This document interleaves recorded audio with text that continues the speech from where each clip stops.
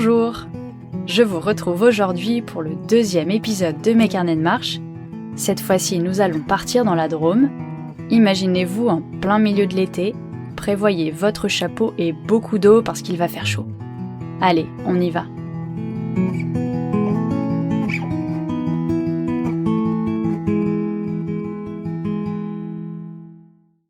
À la frontière des Alpes et de la Provence se dessinent les vallées secrètes du Haut-Diois. Sur ma carte, les lignes marron qui indiquent les dénivelés ondulent, se resserrent pour annoncer les escarpements et s'espacent dans le fond des minuscules vallées. La région semble recouverte de grandes forêts, avec des villages perdus et des routes sinueuses qui se terminent en impasse. Autant d'indices qui me laissent imaginer que je pourrais y trouver une nature sauvage et préservée.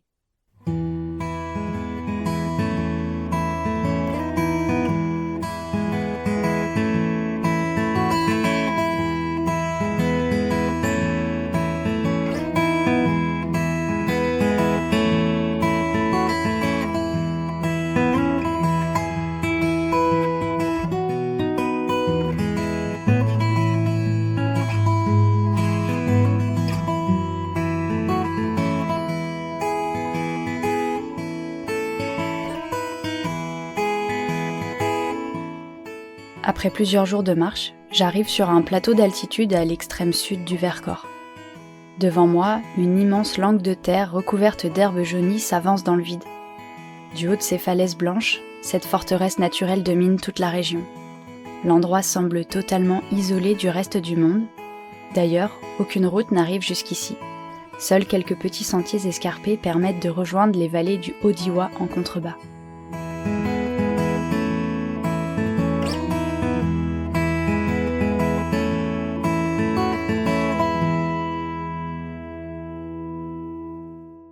C'est la fin de l'après-midi et je décide de rester sur les hauteurs pour la nuit.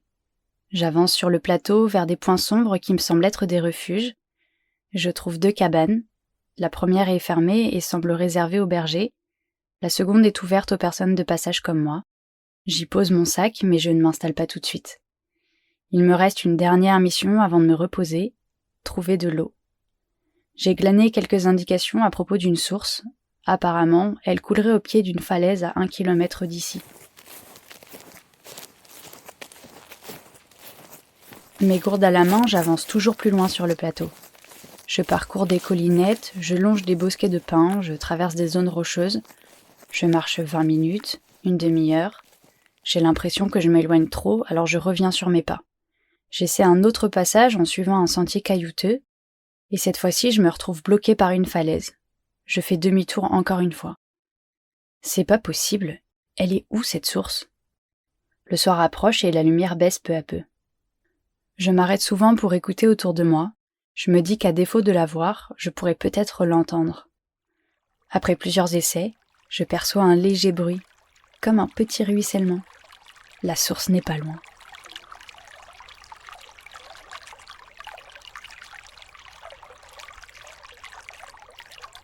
Ça y est, je l'ai trouvé.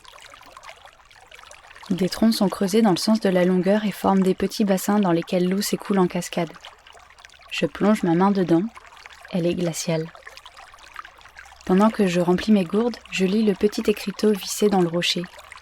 Il est écrit « Attention, les sources sont rares, préservez la pureté des bassins, ni vaisselle, ni toilette. »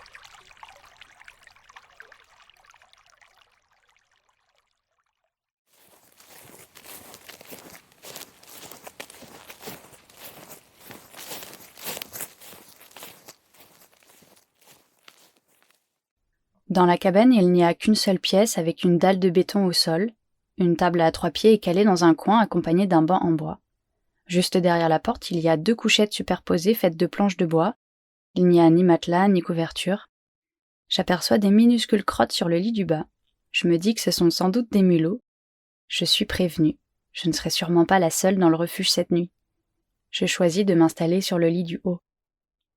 Avant d'aller me coucher, je suspends mon sac à un vieux crochet en espérant que les rongeurs ne viendront pas fouiller dedans à la recherche de nourriture. Je me glisse dans mon duvet, j'éteins ma frontale et je ferme les yeux. Mais alors que j'essaie de m'endormir, d'autres s'éveillent.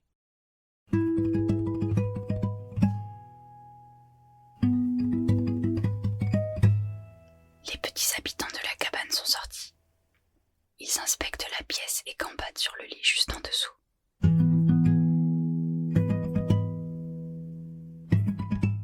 J'entends leurs courses rapides et saccadées. Leurs petites griffes frottées sur le bois. Parfois j'ai l'impression qu'ils grimpent sur les montants du lit. Je vais allumer ma lampe pour essayer de les voir. Personne. Ils se sont cachés. Bon, je vais me lever et leur mettre à manger. C'est peut-être ce qu'ils cherchent. Et j'espère que je pourrai dormir.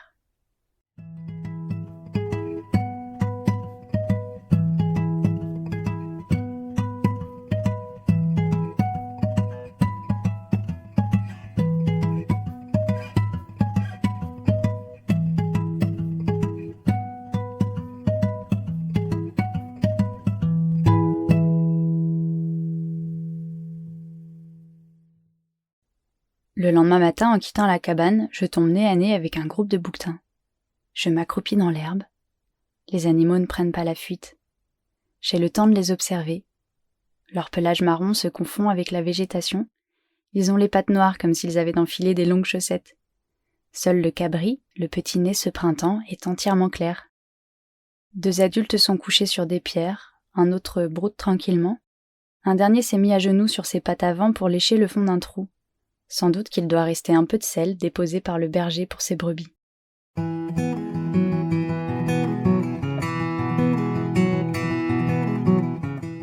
Je quitte la montagne avec sa végétation rase et ses pierriers.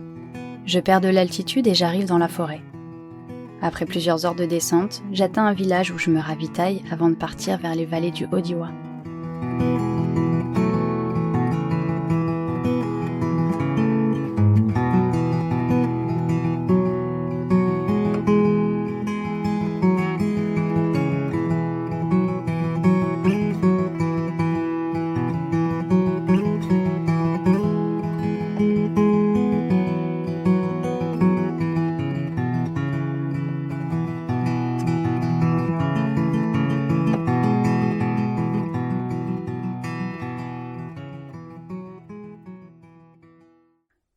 Je m'arrête en fin d'après-midi dans un champ à quelques centaines de mètres d'un hameau. J'espérais pouvoir me laver dans la rivière, mais elle est totalement à sec. Je vais devoir économiser mon eau ce soir encore. Avec la chaleur, je transporte presque 4 litres tous les jours, et c'est tout juste suffisant pour boire, cuisiner et me laver. Enfin me laver. Je me fais juste couler un filet d'eau sur le corps pour enlever la sueur et la poussière. Je n'utilise pas de savon parce que j'aurai pas assez d'eau pour le rincer correctement. Ma tente est installée dans un pré où l'herbe a déjà été fauchée. Derrière moi, il y a un verger et je suis entourée par des dômes et des crêtes boisées. J'aperçois ça et là quelques affleurements rocheux. Pendant que je dîne, le ciel se couvre, l'air se rafraîchit. Le vent se lève, il fait bouger les arbres. L'orage n'est pas loin.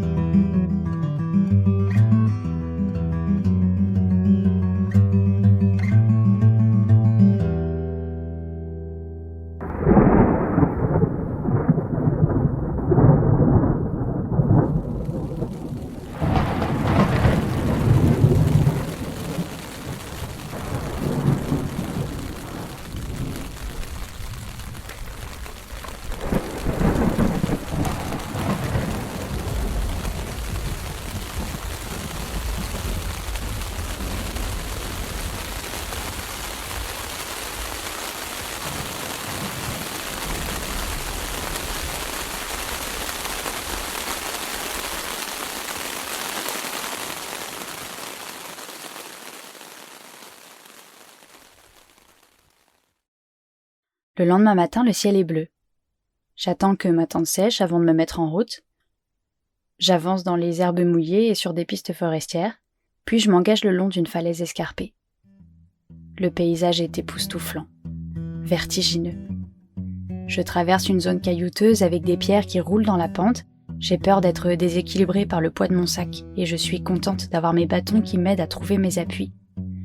Plus loin, Le chemin est creusé à même la paroi et je m'aide parfois d'un câble en acier vissé dans la roche.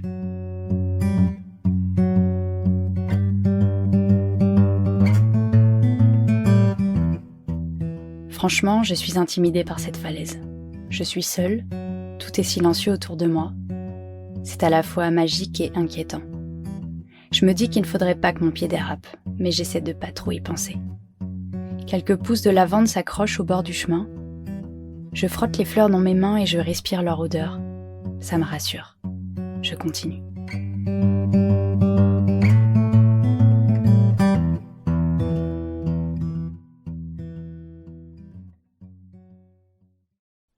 Après 1 heure de marche, je suis dans la forêt sur un petit sentier calme. Cette région m'enchante avec ses alternances de falaises et de chemins rafraîchissants sous les arbres. Je marche entre les pins, les chênes et les buis. Les replats sont habités, occupés par les villages, les champs et les pâturages. Le reste, trop abrupt, est laissé à la forêt. L'activité humaine est présente mais semble mesurée. D'anciennes fermes en pierre rénovées se fondent dans le paysage. De temps à autre, je croise une minuscule chapelle perchée en haut d'un promontoire dégagé. Les après-midi sont chaudes et les chemins exigeants. Je n'en finis pas de monter et de descendre. À l'entrée d'un village, un homme m'indique à champ entre des maisons où je peux m'arrêter pour la nuit. C'est calme, une douche publique n'est pas loin et je suis fatiguée. Je m'arrête, j'ai envie de me reposer.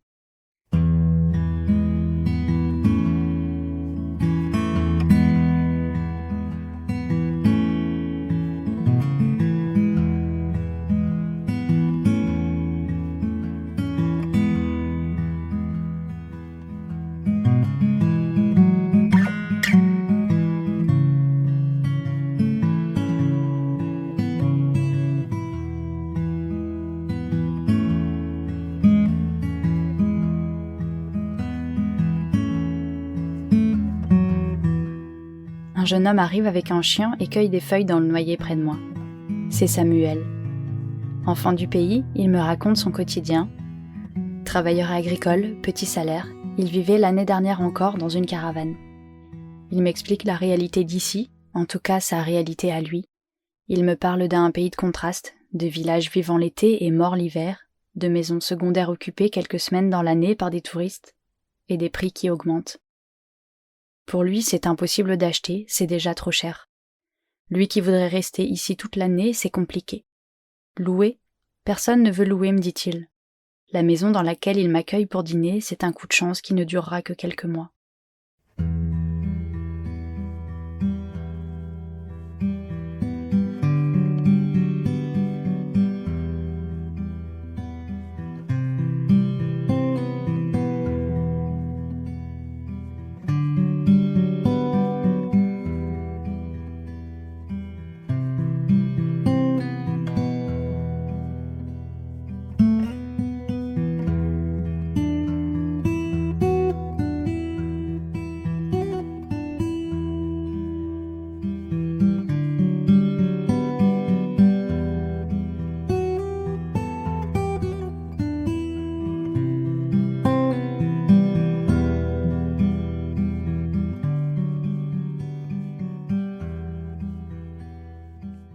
Vers 22h, après avoir bu une tisane, je quitte Samuel et je me dirige vers ma tante. Il pleut légèrement. C'est drôle parce que j'ai l'impression d'avoir rendu visite à un copain et de rentrer chez moi. Je fais glisser la fermeture éclair de ma tante comme je tournerais la clé dans la serrure de ma porte d'entrée. Sauf qu'ici, il n'y a ni clé ni mur. Par contre, j'entends la pluie qui tombe doucement.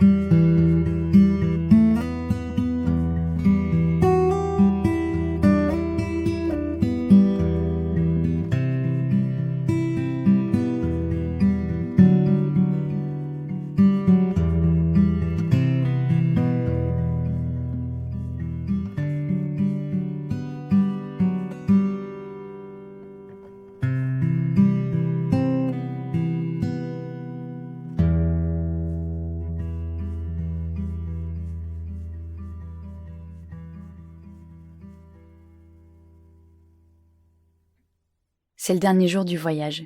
J'hésite à grimper un pic. Un aller-retour pour un dernier point de vue. Allez, je me décide, ce sera mon dernier effort. 1 heure de montée. Heureusement, le chemin est ombragé. Là-haut, la chaleur m'accueille. Le soleil a grillé l'herbe. Le chemin se termine sur une arête rocheuse et la vue est spectaculaire. Il y a des pics rocheux et des monts boisés à perte de vue. 500 mètres plus bas, la vallée est traversée par une route et par la Drôme qui coule doucement. Et juste en dessous, j'aperçois le village dans lequel j'avais prévu de trouver de l'eau et à manger pour ce soir. Je suis assise sur une pierre et je regarde autour de moi. C'est alors que je les aperçois.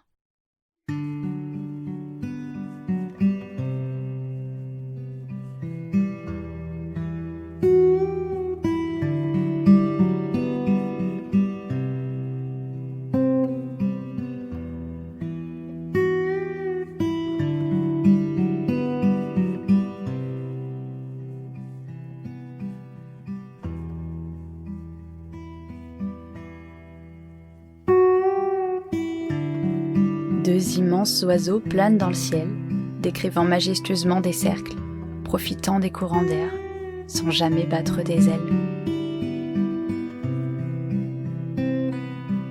Ils sont passés tout près, 1 fois, 2 fois, 3 fois.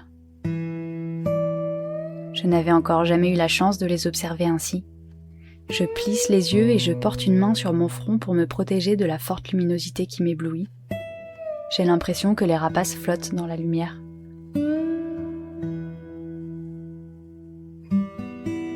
Leurs imposantes rémiges écartées au bout des ailes se détachent dans le ciel bleu. Leurs queues sont courtes, leur cou blanc est retroussé. Ce sont des vautours fauves.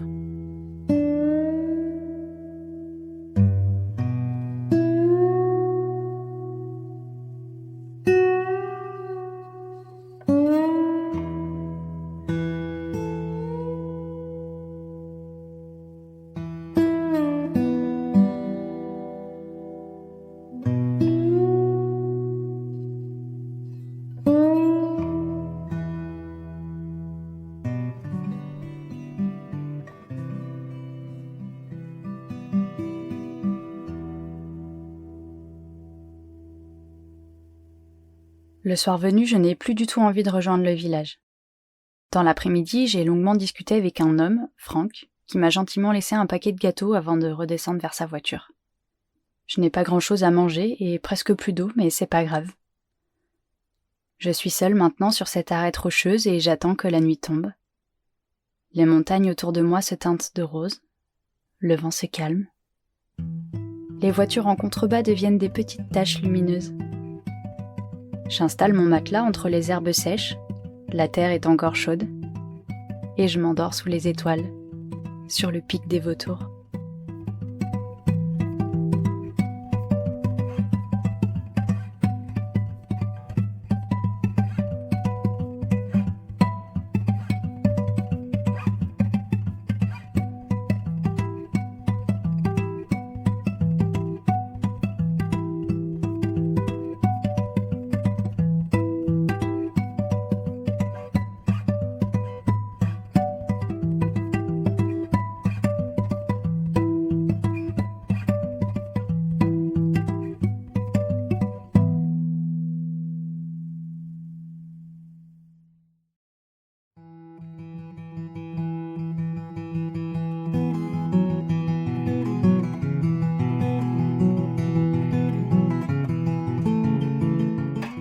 Merci d'avoir écouté ce 2e épisode de mes carnets de marche. J'espère avoir réussi à vous transporter dans cette région sauvage du Haut-Diois. Mes carnets de marche est un podcast indépendant. C'est Justin Berly qui vous a bercé avec ses airs de guitare. N'hésitez pas à écouter gratuitement sa musique sur son site justinberly.bandcamp.com.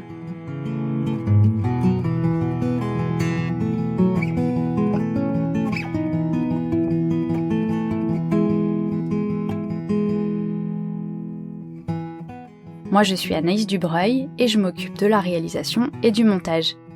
Si vous voulez continuer le voyage, j'ai mis quelques photos de cette marche sur mon site deskilometraspied.fr.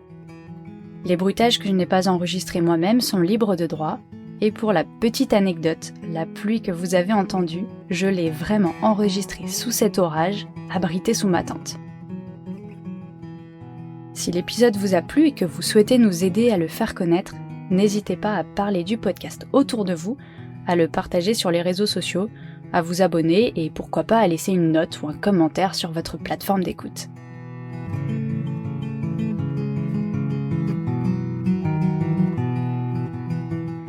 Je termine en remerciant toutes les personnes qui m'ont envoyé un petit mot après la sortie du premier épisode. C'est vraiment gentil et ça nous a beaucoup touchés avec Justin. Merci à vous. On se retrouve bientôt pour une prochaine rando. Salut!